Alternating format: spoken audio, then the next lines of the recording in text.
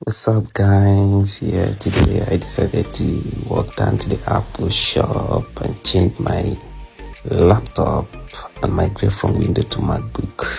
And here I am looking for MacBook Pro M2 chip, and yeah, I got it. Here we are now, trying to unbox the MacBook and see what's inside. Let's check what is inside. Wow, I think it's amazing.